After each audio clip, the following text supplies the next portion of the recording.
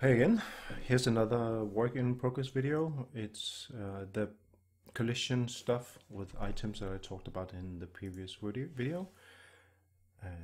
This is a basic VR template scene. I just moved the camera over here and placed a box here to test so I don't have to move around.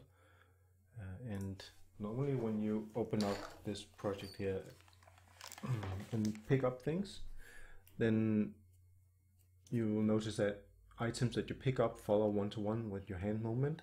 So you can see the hand and the item is not moving relative to each other, and that is kind of what you expect. But what you don't expect is the items to be able to pass through things. So that feels a little bit awkward, and that was one thing I wanted to change. And so I did a little bit of experimentation with that, and right now I have it inside each object. So I can switch this to use a PhysicsHandle. So once we have that, then we have a nice collision with things. So now we can't pass through things. And this is really nice. This is basically what I wanted, but it turns out that I lose the one-to-one movement. You can see the hand and item is swinging relative to each other. So it's lagging and feeling rubbery when you move it. So that's a downside of that approach. So I tried to combine the two things into what I called a mixed mode between a AttachTo and PhysicsHandle. So this approach is basically a way of administering the positioning and the collisions. So when I don't have any collision with anything, it keeps the AttachTo, and once I hit something, then I switch seamlessly to a PhysicsHandle, and then it behaves just like the PhysicsHandle did. And once it doesn't collide anymore, then it behaves one-to-one and using the AttachTo method. This mainly works. There's a few strange cases still where it behaves weirdly. I still need to figure this out. So once I've yeah, you can actually see that I manage sometimes to balance things. Well, you saw it just before.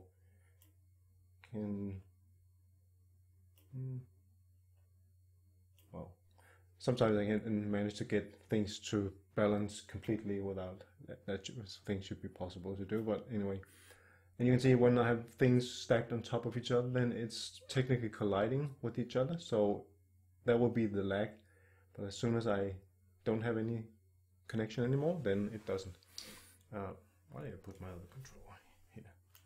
As you can see, this also behaves well if you have things in between each other. And as soon as they don't touch anything else, you have a one-to-one behavior again. And as soon as they touch each other, then you have collision.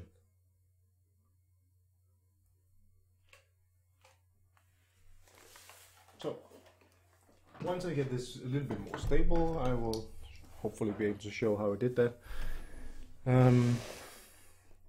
Oh, one more thing. I did some experimentation with the hands as well, because the hands are able to pass through things. You may have noticed that, and I definitely prefer that way, but still I wanted to test this out and see how that would look. So just one more thing. You can see here, once I collide with things, the blue version, if it would stop jittering, the blue version is my real hand, and this is where the virtual hand is, and that is basically not really something I would recommend doing, but still I wanted to try this out, see how it would behave. So you can combine these two things. Well, and it works well for some special scenarios, like I showed a while ago with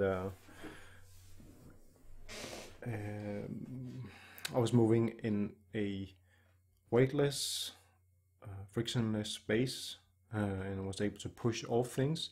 So in order to get that push off thing behavior, I had to allow my hand to pass through the actual wall in order to get that feel of pushing but yeah, that's another story. But besides that, I can't really figure out other scenarios or come up with other scenarios where this makes good sense.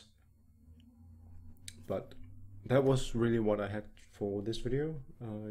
Yeah, keep a lookout for when I post how I did this. I hope to be able to do this during the Easter, and if not, it's because it's not really ready to be broken down into bits yet. So, but anyway, I'll do my best. So, until then, bye bye.